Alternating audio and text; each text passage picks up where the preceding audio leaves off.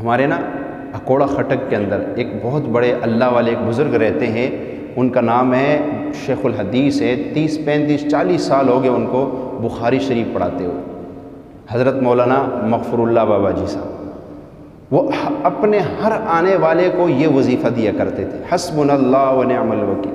کوئی بھی ان کے پاس دن میں 10 دفعہ چلا جائے کہ کوئی وظیفہ بتا دو، وہ کہتے پڑھو حسبنا اللہ و نعم الوکیل۔ کوئی بھی چلا جائے کہ بابا جی کوئی وظیفہ عنایت کر دو، کہتے حسبنا اللہ و نعم الوکیل پڑھو۔ میرے والد صاحب پڑھ رہے تھے حسبنا اللہ و نعم الوکیل، تو میں نے پوچھا یہ کس نے بتایا؟ کہا بابا جی نے مجھے یہ ذکر دیا ہے۔ کوئی بھی جائے بابا جی کے پاس پریشانی لے کے، مسائل لے کے، قرضے لے کر، بابا جی کہتے پڑھو حسبنا اللہ و نعم الوکیل۔ وہ 313 یا 300 کے مطابق اس وظیفے کو ہر آنے والے کو یہ ایک ہی وظیفہ دیتے اور کوئی وظیفہ نہیں دیتے۔ اور اتنے بڑی ہستی ہے، میں نے ایک دفعہ ان کے بیٹے سے پوچھا، میں کہا بابا جی کی کوئی کرامت تو بتاؤ۔ کہا سخت گرمی تھی، جون جولائی کی، بارش کی نہیں ہو رہی تھی۔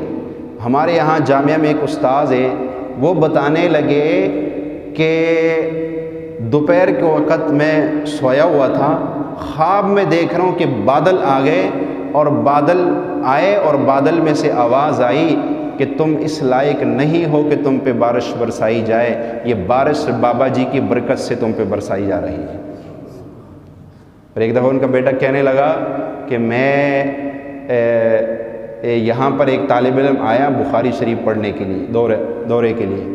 اس نے کہا بابا جی میں عمرے پہ گیا تھا، مدینہ شریف میں استخارہ کیا کہ میں بخاری شریف کہاں جا کر کس سے پڑھوں، تو خواب میں رسول اللہ صلی اللہ تعالیٰ علیہ وسلم کی زیارت ہوئی۔ آپ صلی اللہ علیہ وسلم نے فرمایا تم اکوڑا خٹک چلے جاؤ اور مغفر اللہ بابا جی کو میرا سلام کہو، اور ان سے کہو کہ دورہ حدیث کے طلباء سے کہ تمہارے لیے دعا کروائے، اور بخاری شریف ان سے جا کے پڑھو۔ کیا مقام ہوگا اس شخص کا جس کے پاس بخاری پڑھنے کے لیے نبی علیہ الصلوۃ والسلام طالب علموں کو بھیجتے ہو، اس کے علم کا اور تقوی کا کیا کمال ہوگا۔